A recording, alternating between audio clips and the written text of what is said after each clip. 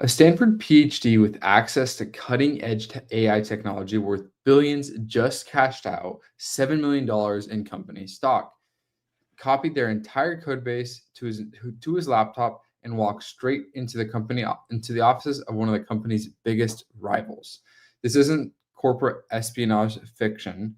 This is what Elon Musk claims that happened at xAI just a few weeks ago.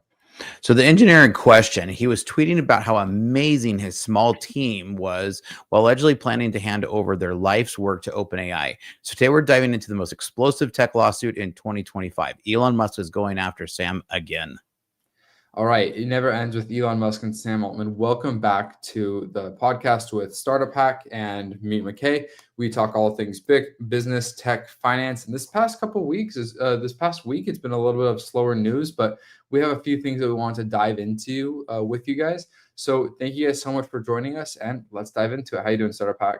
We're doing great. All right. So there was a brilliant researcher who just torched his total career and potentially changed the entire AI landscape. The allegations against Xuechen Li read like a masterclass in how not to leave your job in tech. So we're going to break down exactly what happened and why this case could totally reshape AI companies protecting their most valuable assets. So one of the interesting things was Lee wasn't just an engineer. He was one of xAI's first 20 employees who had direct access to Grok's core development. So I can guarantee you that Elon's going to be putting some safeguards around the code base now at this point, because he was able to download the entire thing and walk out the door. And that's got to be terrifying for the xAI team. Totally. Yeah, no, that's pretty much your worst fear, all your IP getting stolen in one zip file. I doubt it was like that much, but it makes it seem like quite that simple. I think it probably kind of was, actually. So the core code around how to train the AI, the system prompts around it, and everything that they've built around it sounds like he was able to clone the entire repo and just walk out the door. So this is pretty normal with small startup teams where your code base doesn't have a lot of controls around it. It's kind of interesting. One of the things that Elon's prided himself in is how fast they've moved, but generally, like, being able to move that fast means you probably don't have all the safeguards that a huge company like maybe Google has on it. I know Google runs off of a mono repo, but I doubt anybody can clone the whole mono repo and walk out the door. Yeah. So it looks like this guy was a Stanford PhD with 17,000 academic citations, basically an AI royalty. Looks like he joined xAI in 2024 when the company was still tiny and everybody was wearing multiple hats. Yep. So he literally tweeted in July about how much he enjoyed his small group of talented people. So you either have to say one of two things happened. Either one, this was totally a quick shift, that something happened and something went down that he was like, whoa, I'm out. Or it was very cold and manipulative and very, very well thought through, right? And so, I don't know which one of these it is. He's kind of gone off the radar. I don't know really as much as, but the thing about it is he then walked back into OpenAI, right? And so he went to OpenAI with all of this. And of course, first thing Elon's going to do is start firing some lawsuits. Oh yeah, no, this guy is one of the biggest silly gooses of the week. We can give him that award for sure. Because not only did he cash out, he took all the code. So it looks like he sold his stock on July 25th, and then started copying things over to his personal devices. So it looks like he did it two tranches. He did one in June for 4.7 million, and then did another like 3 million in July. So it was probably more the first, where it was pretty calculated. Now, the interesting thing about that was, what will be interesting is Elon can also sue him. But my guess is he's also probably going to get the SEC involved as well. If you cash out 7 million of stock with a bunch of corporate espionage secrets and then bail, my guess is there's something that he's doing nefarious in the middle of that. Yeah, I don't know. I'll be curious to see if the criminal implications, because this is just like, it is just like theft, but making a technology doesn't really change. So I'll be curious to see if there's any criminal implications. But lawsuits like this take a long time, and unless they get a warrant or something, I'd be very curious to see how the criminal aspects of this play out. Well, I will too, because Musk says that he didn't just this isn't just him suing because of the 7 million cash out of stock. But he also said he didn't just grab a few files. According to Musk, he uploaded our entire code base, and that's quote unquote from Elon Musk. He says, and then he also said they're taking, and so he's saying that they're taking their features, which are superior to ChatGPT, and taking them over to ChatGPT. So, I mean, I know that a lot of these non-competes don't stand up in court, but this seems like pretty serious corporate espionage. So, in order to sell stock of a private company like this, it isn't as easy as just going to your brokerage and hitting buy sell. You usually have to find a buyer, which for xAI wouldn't be too terribly hard. And Right. then the company is responsible for helping transfer the shares, the transfer agent. So, whoever is the xAI transfer agent.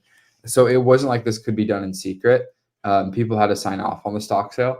So I'm sure it's not uncommon for engineers or early employees of xAI to cash out some stock.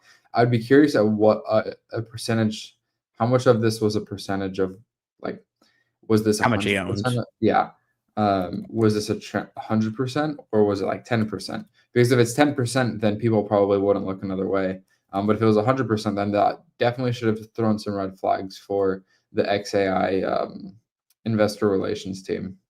Well, and that's an interesting point because it definitely, my guess is that Elon's going to probably go put some safeguards around and probably say, hey, anytime somebody's coming in and selling a large share of stock, I need to know, or somebody and some executive team needs to know. And it's a good call out for early startups. I know one of the things that Microsoft's Bill Gates said is he said one of his biggest mistakes was he made too many millionaires early. He actually has been quoted in multiple times from saying that was one of the biggest mistakes that he made in the early days of Microsoft, was that because he made a bunch of people rich really quickly, they all left. And so, or like some went to semi-retirement, right? And he said that was one of the biggest mistakes because he lost some of his best talent early in the days because he made them too rich when they IPO'd. That's funny. Jeff Bezos was on an interview and said that he wants everybody, like, makes a list of the richest people in the world, but he wants a list of people who made, like, the list that, like, the number is how many millionaires did you make, and he says that he would be amongst the highest on that list because he only kept like 10% of Amazon, and he said he just wanted to make as many people around him wealthy as possible. So I'd be interested to kind of put Bill Gates' ideology and first Jeff Bezos' ideology toe to toe and see who.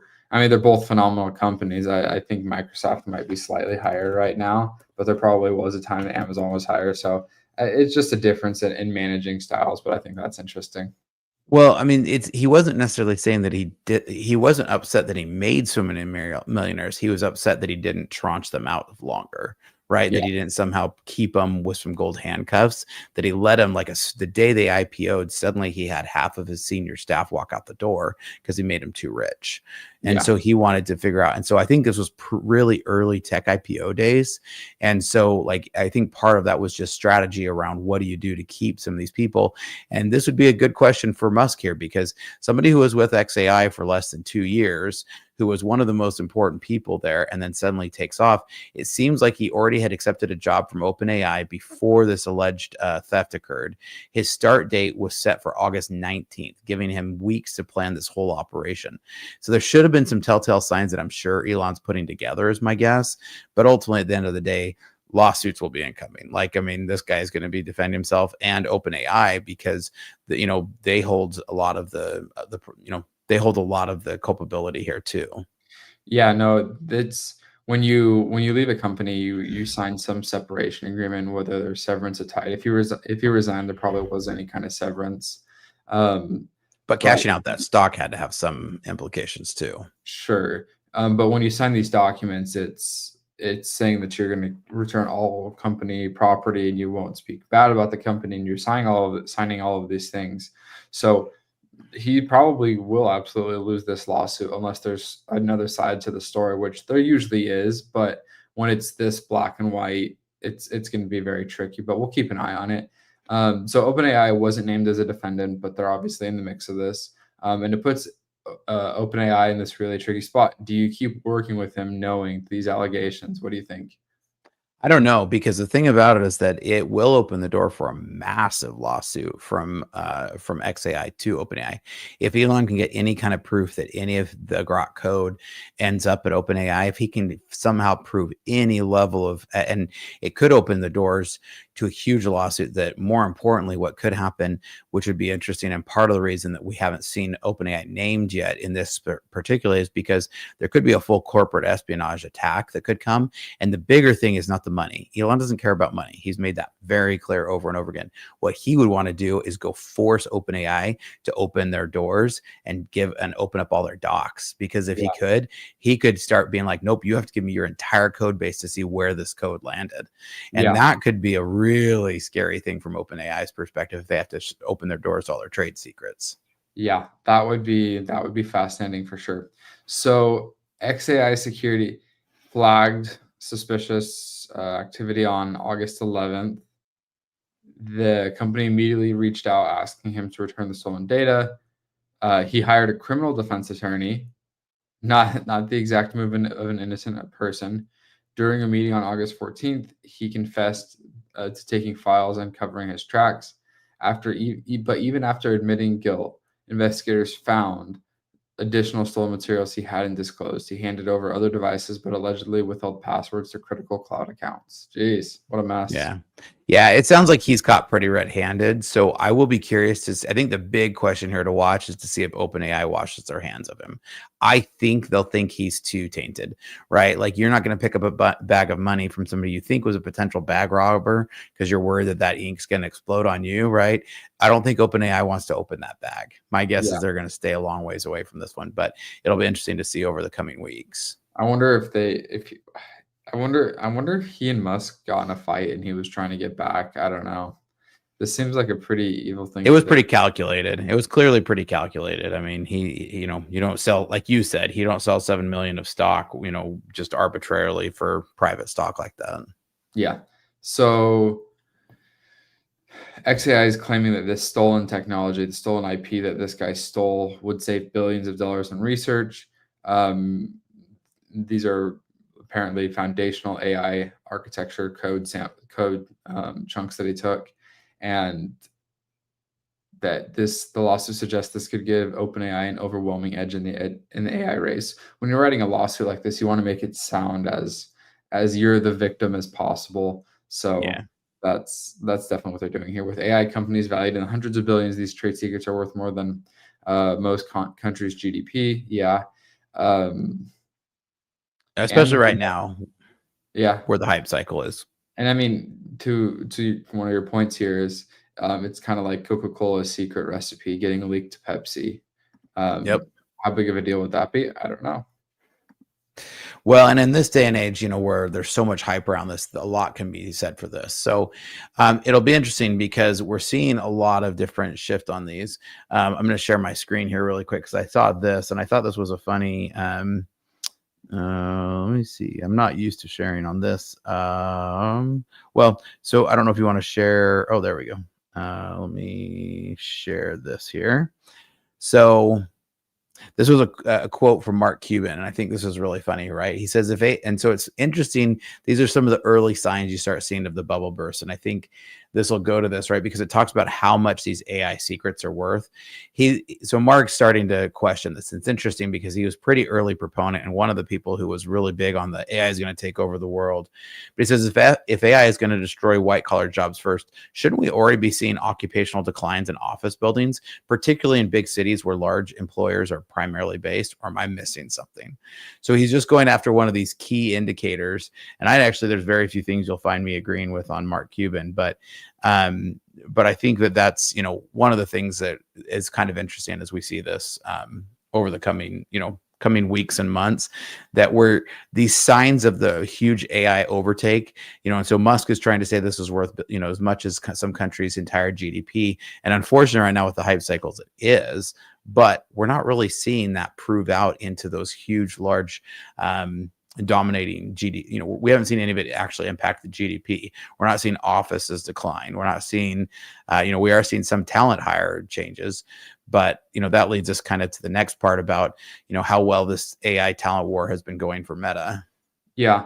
So we know that Mark Zuckerberg went on this huge hiring spree, big poaching spree, hiring superstars with I think we heard up to like hundreds of millions of dollars in pay packages. And then he saw some people head out the door just weeks after hiring. So you have the co-creator of ChatGPT left. They joined Meta and then immediately threatened to return to OpenAI.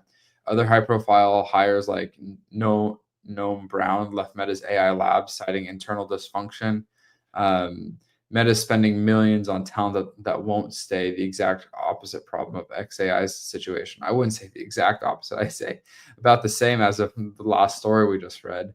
It sounds like xAI. I don't know what's happening over there that's causing people to do something so nefarious, but you know. So what one of the differences is that Lee, who stole the stuff and ran out the door, has been with xAI for almost 2 years. Mark spent a ton of money, brought in all the biggest talent, landed here at Meta, and then now is doing their fourth reorganization within 6 quarters, fourth reorg of the AI department. Now, if you're sitting in a hot seat or if you're sitting in a job and your position has, you're there at Meta and your position has changed 6 times, right? Your boss, your org, like, how stable are you feeling, right? At least the thing about xAI is that they'd had the same team doing the same mission, build Grok. Like at Meta, they don't know if they're building goggles, if they're building the next, AI, if they're like the super intelligence, are they internal, are they external, are they open source, are they closed source? Like Meta can't quite seem to figure out what they're doing. And I think Zuckerberg tried to hire all these crazy people, lock them in a room and say, great, go do a think tank and come up with something brilliant. And I think it got there and everyone's like, wait, I thought there was a plan. Yeah. To Will's comment here, I'll put it on screen really quick. It sounds like Meta hired a bunch of quarterbacks. That's great, but they need great receivers and other team members, or else they'll just like show ponies. I actually agree with this. I think that Elon has kind of built xAI and he's put people in the right seats. And I think maybe Mark tried to buy his way to being number one, and you need to build something great to be number one. You can't buy your way there. So I'm very excited to see how Meta progresses through this. But yeah, no, it is interesting, all the substructuring within Mark Zuckerberg's restructuring with people leaving, which probably just makes it more confusing for everybody, and he has to restructure again, which is kind of funny. And they're going to continue to restructure. I mean, I think this is indicative of the entire AI landscape right now. So I was doing some research last night, and the leading AI chief at Amazon, the one who's leading AI in the AWS, because Amazon has really disconnected teams. Like their AWS runs as its like entirely owned company. It doesn't do anything with like the shopping, right? So they have executives like inside each of the orgs. And when you're a company of, Amazon size, of course you're going to, and because the skill set's entirely different, right? Like the guys doing the fulfillment are going to be very different than the guys who are running AWS. But he said last night that there's less than 1,000 people that he would list as really core AI engineers in the entire world. Now, so this is a different skill set than you had in like software development, where there's millions of, really amazing software developers. There's less than 1,000. So people, so first of all, to those who are watching, like this is your call to jump in. There's no reason you can't break into that number. That's not an exclusive group. If you're, I get people all the time who are like, oh, I've been out of work for 18 months. I'm like, what are you learning? What are you studying? And they don't like really know. I'm like, dude, if I was out of work right now, the absolutely first thing I'd be doing is downloading Ollama, learning Python, getting PyTorch running and running some scripts. Even on my channel, I show you how you can build your own AI server for under $500, right? So like you should go check out those playlists. But like this is like, there's no reason to not break into that, because we see people squabbling over this. There's such a shortage of really good talent on this. Yeah.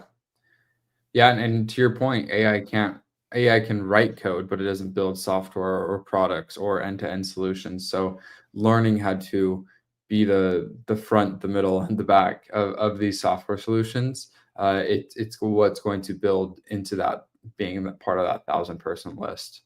Yeah. And so it's an interesting part of this. And so I think the dysfunction we're seeing here to this is that this is part of the bubble bursting, right? And so when I say bubble bursted, they think that means the technology is going to go away. In no bubble burst did the technology go away. When crypto bubble burst, crypto didn't go away. Web 3.0 didn't go away, right? That's not the point. The point is that the bubble burst just means that the hype goes away, the money will dry up, and they're left with a fancy technology, because this is what happens over and over again. Technology doesn't sell.